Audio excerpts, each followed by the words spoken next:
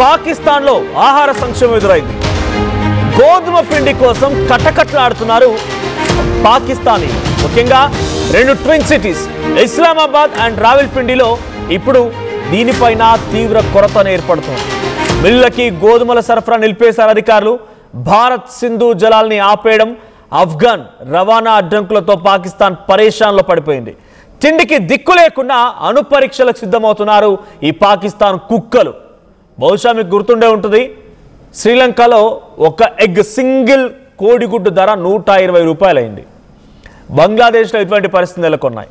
నేపాల్లో కూడా ఒక రకమైనటువంటి సంక్షోభం ఎదురవబోతున్న సమయంలోనే అక్కడ రాజకీయ స్థితిగతులు మొత్తాన్ని కుదిలే విధంగా ప్రజలంతా ఆందోళన దిగి ప్రభుత్వాన్ని పడగొట్టేశారు. ఇప్పుడు అటువంటి పరిస్థితే పాకిస్తాన్లోకి రాబోతుందనంటే ఈ వెధవలు నిజంగా తినడానికి తిండి లేకపోయినా పోకడలు ఎక్కువ అంటారు. తెలుసా మీకు? తినడానికి తిండి లేకపోయినా పోకడలు ఎక్కువ అనేటువంటి సామెత బహుశా మీకు ఎక్కడైనా వినే ఉంటారు. అటువంటి పరిస్థితి. ఇంకో సామెత చెప్పాలంటే తినడానికి తిండి లేదు కానీ మీసాలకు సంపెంగను ఉన్నట్టుగా. వీడికి తినడానికి తిండేమో లేదు బెరవకి, వీడిపోయి అణుపరీక్షలు చేస్తానంటున్నాడు.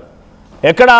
సింధు ప్రావిన్స్లోని సింధు కొండల కింద మొత్తం భూమిని చీల్చి గదులు ఏర్పాటు చేసి అండర్ గ్రౌండ్ రూమ్స్లో అణుపరీక్షలకు సిద్ధమవుతున్నాడు. కానీ తినడానికి తిండి లేదట, గోధుమ పిండి దొరకట్లేదంట.